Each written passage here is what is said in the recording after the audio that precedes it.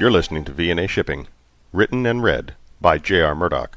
For more information, please visit www.ofgnomesandDwarves.com. Part 1. Into the Great Wide Open.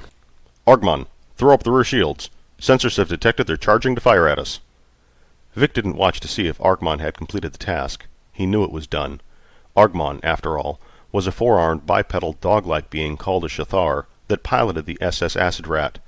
Vic knew Argmon was great at taking orders, even if he was a little temperamental at times. They had precious little time to prepare. Vic adjusted controls that would keep the ship from veering out of control once they were struck. His plan was simple.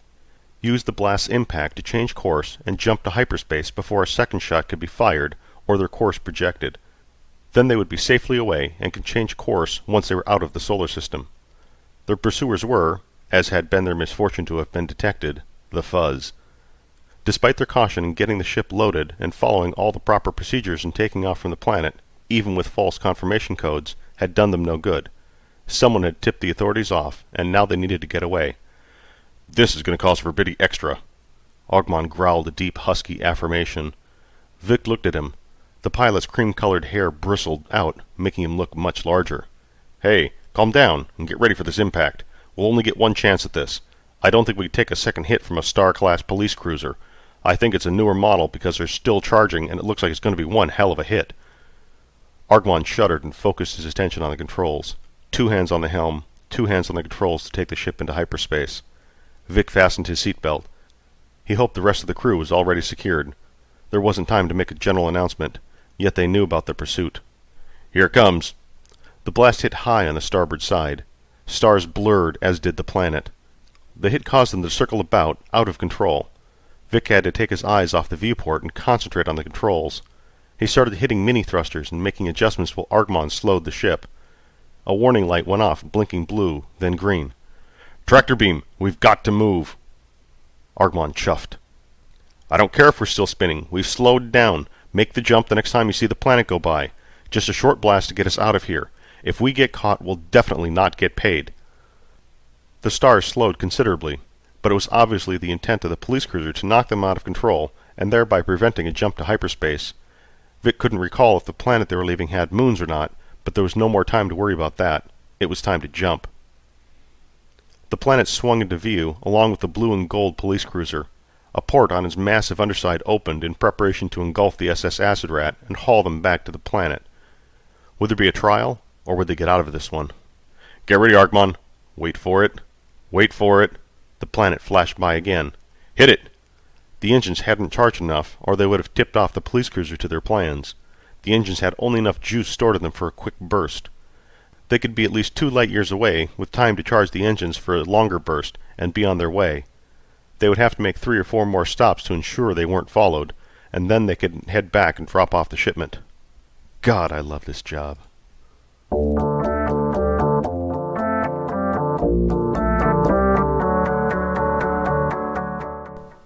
Joey Provoski held the soldering iron carefully and lowered it ever so slowly to the junction of the resistor lead and the circuit board. A tiny wisp of smoke drifted up into the air as the solder melted, its internal flux core melting away and leaving a shiny joining. Joey smiled. He placed the iron on his workbench. It was really his desk, and he was supposed to be finishing up his homework, but he was a high school senior. He was also 18 and capable of making his own decisions, and he didn't feel he needed to finish it just yet. There was plenty of time. It wasn't even 7. Why should he stress out about getting homework done when he could be fixing his grandfather's old turntable? If there was one thing Joey loved more than fixing things, especially electronic things such as televisions, radios, and record players, it was listening to music. When his grandfather passed away, he'd left Joey all his old stereo equipment, as well as his entire record collection. Most of it consisted of great bands from the 60s and 70s. If he had a choice, he'd throw away his MP3 player and listen to records all the time. But this turntable hadn't been working properly. That's what Joey was doing up in his room instead of his homework. The last parts were in place, and he was ready to try it out. He had several other turntables and record players he could play this particular album on, but this turntable and record belonged to his grandfather, and he wasn't going to put the album on just any record player. "Come on, work this time. I really want to hear Iron Butterfly." All he'd ever been able to download was In-A-Gadda-Da-Vida, and he really wanted to hear the entire album, the way the band had put it out all those years ago. All the pathetic remixes and remakes of the song made him squirm. "Give me the original vinyl." Joey plugged in the turntable and ran the cord to the tuner module. The speakers were already hooked up and ready to start pumping out the sounds. The album was still in perfect condition, despite his grandfather purchasing the original in 1968. In his hands was a piece of American history if there ever was one. The first platinum album ever. The biggest band of their era. The best sound anyone had ever heard.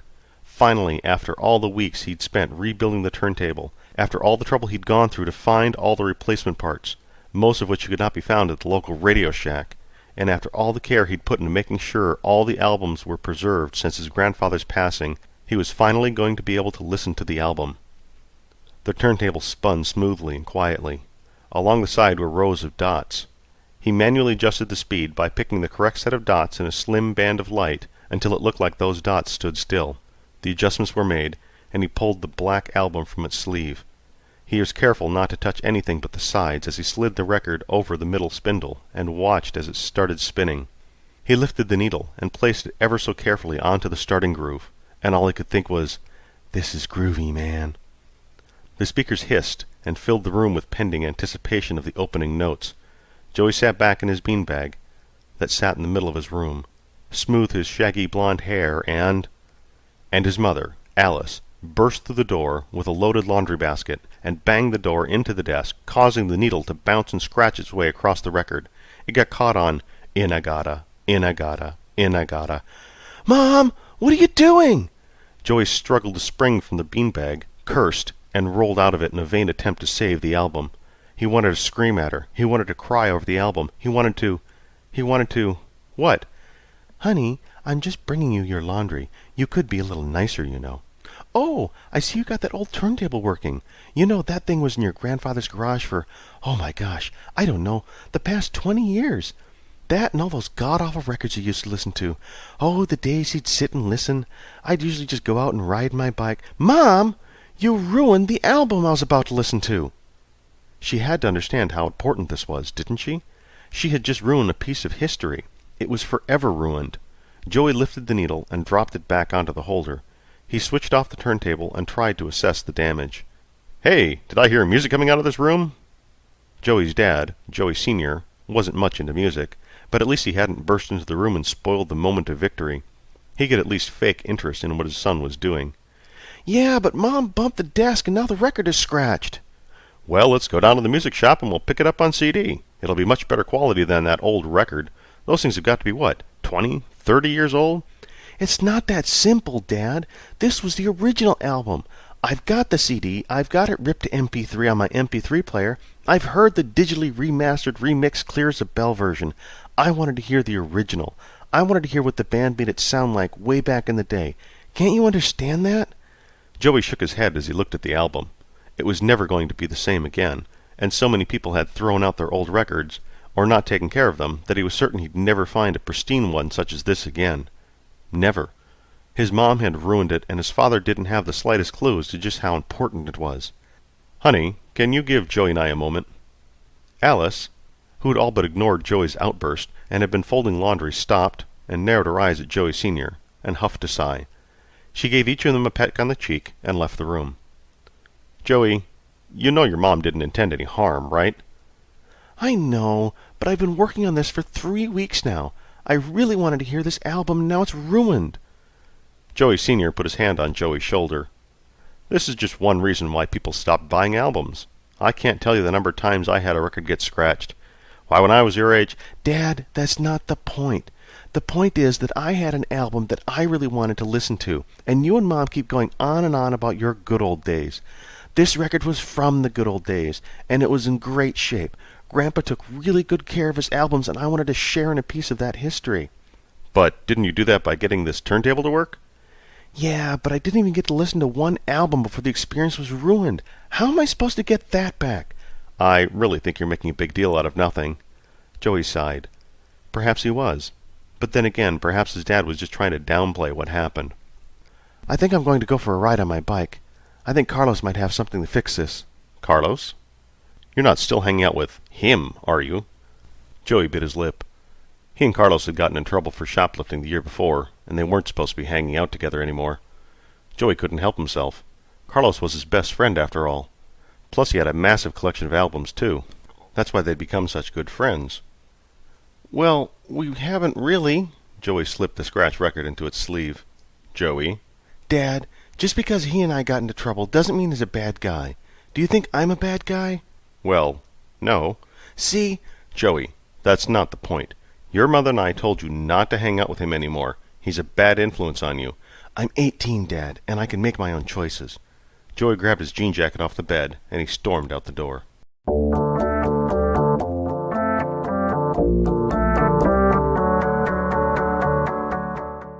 The brisk air blew through Joey's hair. It was only mid-October, and the leaves had mostly fallen off the trees. Joey had spent most of the weekend in the yard raking leaves when he'd rather have been getting the turntable working. Now all he wanted to do was take the Iron Butterfly album to Carlos's house and see if there was any way to repair it. He'd placed the album into a backpack and slung it over his shoulder. Walking would help him work out his anger, but he instead went around to the garage and got his mountain bike. How ironic was it to have a mountain bike in suburban San Diego? It wasn't like he could find a mountain anywhere nearby. He did a quick check before heading out. He had his house keys, his pocket knife, wallet. "My sunglasses! Dang!" Even though it was already quite dark outside, he still liked having them with him. They weren't in his jacket. He'd just have to make do without them. Deep down he'd plan on staying the night at Carlos's house just to tick his parents off. He could still stay there. Right now he didn't want to see his mom. Dad was almost as bad as her with his trying to fix the problem with money. This wasn't something that money could fix. This was weeks of his life that he'd given up in pursuit of something, and to have them just dismiss it like he was being an overreacting child. Am I overreacting? Joey pedaled out onto the street.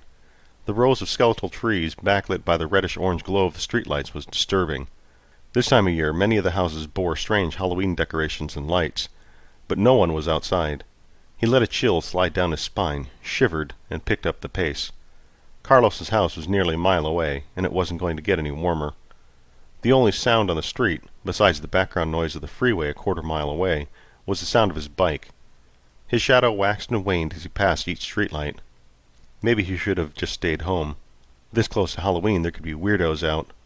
The quiet was almost as disturbing as the nearly full moon in the clear night sky. No wonder it was so cold. There weren't any clouds.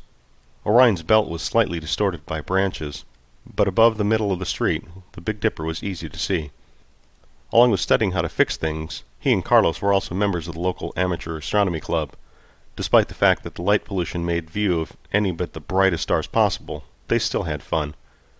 The front tire of Joey's bike smashed into a pothole. For a moment he was unseated as the rear of his bike lurched into the air. He was going to fall to the pavement. That's all he needed right now, was to land on the pavement, get all scraped up, and go running back to Mom all hurt. With gritted teeth he managed to hold on to the handlebars and bring himself down alongside the bike. He teetered for a moment, but didn't let go of the bike. If he had, they would both have fallen into the middle of the street. "Stupid! Pay attention to where you're going. Get your head out of the stars." The front tire was wedged. Joey felt it, and it wasn't flat. That was one little blessing. He rocked the tire back and forth, and was able to get it free without damaging it. He'd been going slow enough, and that probably kept him from falling over as well. Joey pedaled on. Now he was angry with himself. This was supposed to be a good day. He was supposed to be listening to a 15-minute-long solo with heavy bass, growling lyrics, and an incredible drum solo. He had the Frampton Comes Alive album, and that was cool, but neither he nor Carlos had been able to get their hands on an Iron Butterfly album. Not the original. His elongating shadow, in the orange light, disappeared for a moment in a bright white light. A car approached slowly from behind him and came alongside. A hand reached out and took hold of the handlebars, a hand that was attached to an arm in a Letterman jacket. "Evening, Joe." It was Chad. In the car beside him were Brad and Thad. One of them was bad enough, but all three together spelled disaster. Not one of them saw guys like Joey as anything other than existing for entertainment purposes. Joey still had a scar on his hand from when he'd been shoved in his locker and tried to keep it from getting shut by putting his hand in the way. That had been 2 years ago, and his persecution continued, mainly due to his small stature compared to the overdeveloped jocks. "So where you off to? It's dark outside. I thought Mommy and Daddy didn't let you go out after dark." Brad and Thad laughed and tossed empty beer cans at Joey. With Brad's hand on the handlebars, it was difficult to maintain his balance. At least the bastard wasn't speeding up. What do you want, Chad? Chad gasped as if offended. Why should I want anything? I just thought you'd like a hand where you're going.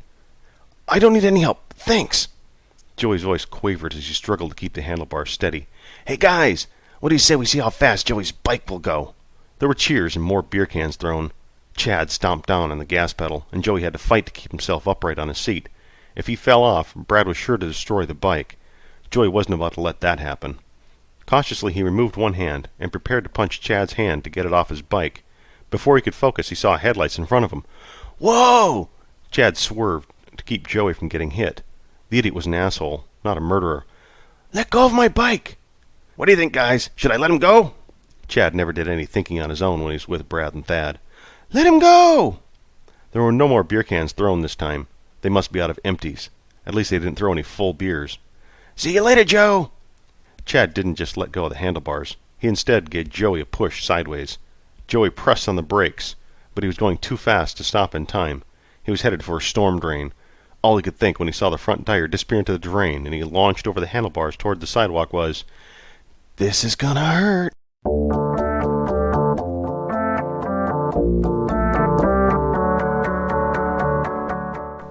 Joey lifted his head. Blood stained the sidewalk where his face had been. He licked his teeth, and at least they were all still in his head. He wiped his face with his jacket sleeve. He was bleeding badly, but that was to be expected from a head wound. His eyes came in and out of focus. He knew once they did, the real pain would start. He got on his hands and knees, and then wished he hadn't. From the angle he flew at the sidewalk, he'd struck it hard and rolled several times. His hands were all scraped up from trying to stop himself, and his knees were poking through fresh holes in his jeans. As he sat on the grass, he checked to see if any of the cuts on his face were really bad. They weren't. All were minor, but he banged his head really hard, and he felt a headache brewing. His backpack! He'd rolled over onto it. Several times, in fact. He winced as he took the pack off, and he had to shrug it off his shoulder. There wasn't a square protrusion inside any longer. He shook it and could hear the pieces of vinyl rattle together. It was in at least 20 different pieces. Scratches Carlos could fix. This, well, no one was ever going to be able to fix this. He tossed the pack to the curb. Joey got up and groaned. He wasn't going to cry. No one liked to see a groaning man cry. He hurt all over. He cursed Chad under his teeth, but it hurt too much to do anything else. The bike lay in the gutter, the front wheel still lodged in the storm drain, but the rest of it had twisted off and smacked into a parked car. I should just walk away. Joey looked at the bike. There was no way he'd be able to carry it home.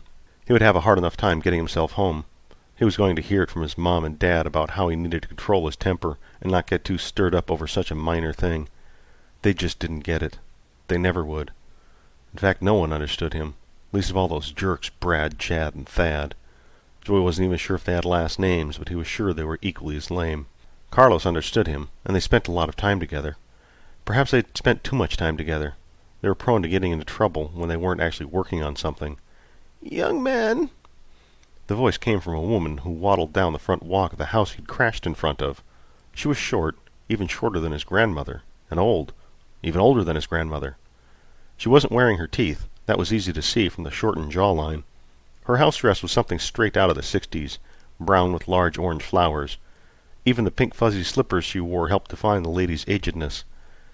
She had to be at least 80. She wrinkled her face when she got closer and looked him up and down.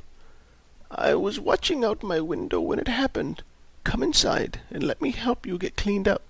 No sense in you heading off in the shape you're in." "I'm fine." Joey winced when she tugged on his arm. It was easier to just follow her in rather than be pulled at. At least she didn't walk quickly. "I'll have no argument about it. You're bleeding all over the place."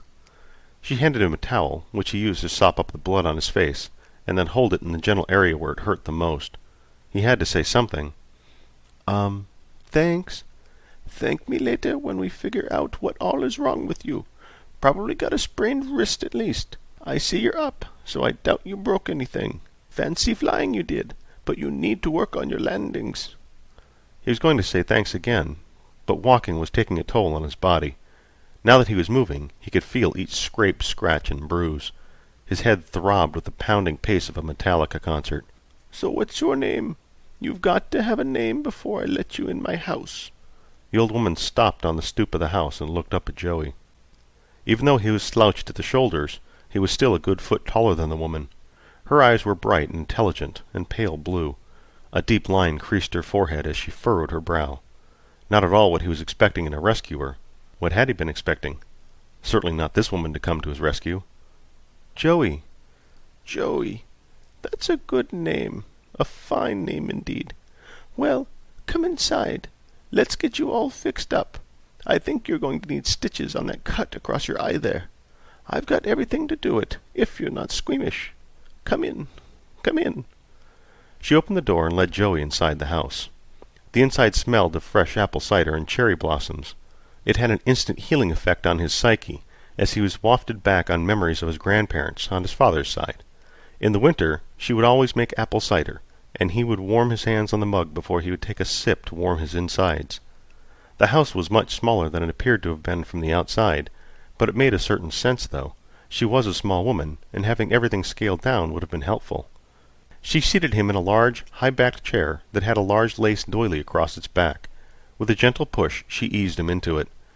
You just sit right there while I get what's good for you. I know just what you need that'll fix you right up. Joey smiled at her. What's your name? I don't recall ever seeing you around the neighborhood. Call me Elsa. Now, just stay put while I get my medical kit. Medical kit? Whoever called it that? Joey didn't care as long as she had something there that would take this throbbing in his head away. He looked for something to put his feet up on, but there was no coffee table or stool in the room. There was, however, a large cabinet filled with hundreds, no, thousands of tiny figurines. At first glance they looked like chess pieces from a fancy chess game, but there were far too many of each. There were gladiators, knights, army men. In fact, it looked as if every one of the pieces was a fighting man of some kind, even boxers. The room was decorated with heavy draperies, covered over with lace curtains. Each chair and couch had a lace doily draped over its back. The flower patterns on the furniture was all mismatched and clashing in color. Nothing even matched the maroon shag carpet. Elsa returned with the medical kit all right. It wasn't a box, but a large case with legs. She also brought with her a small stool. Joey wanted to get up and help her, but she shushed him when he tried to sit up. Just stay put. I may be slow, but I'll get you taken care of no matter how long it takes. Joey chuckled, then winced. Why are you helping me? Well, isn't that what people are supposed to do? Help each other out? Not if you ask Brad, Chad, and Thad. And who are they? The guys in the car. Oh, them. I didn't figure they were any friends of yours. Joey sucked air between his teeth as she touched an iodine-dipped rag to his temple. She held his chin up and didn't let him shirk back. Thank you for doing this. It's no trouble. I was a little lonely, and it's nice to have company. I just wish it were under different circumstances. It's not often that someone comes to visit me. Don't you have any children? Joey's eyes wandered around the room, and didn't notice any pictures of family. My son went off on his own a long time ago. I'm sure he's doing well. I wonder if he ever got married. Joey tilted his head to the side. What do you mean? Don't you talk to your son any more? I haven't been able to talk to him in over 40 years. What kind of a son leaves home and doesn't talk to his parents in 40 years? Joey was mad at his parents, but he could never imagine not speaking to them again. Oh, it's not his fault. It's mine, really. Elsa finished cleaning and dressing the wound on Joey's head. She put a stick that had been soaking in some liquid into his mouth. It tasted strongly of peppermint, but instantly took away the terrible pounding in his head. If you'd like to hear that story, I think it'd be best over tea. Do you have time to stay for a while and chat with an old woman? It's been so long since I've had someone to talk to. She said this without ever looking up from the work she was doing on Joey's knees. She cleaned each carefully and bandaged each. Joey felt obliged. He had been planning on staying at Carlos's until late in the evening, perhaps even staying the night. So why not stay late here? Sure, I'd love to hear about your son.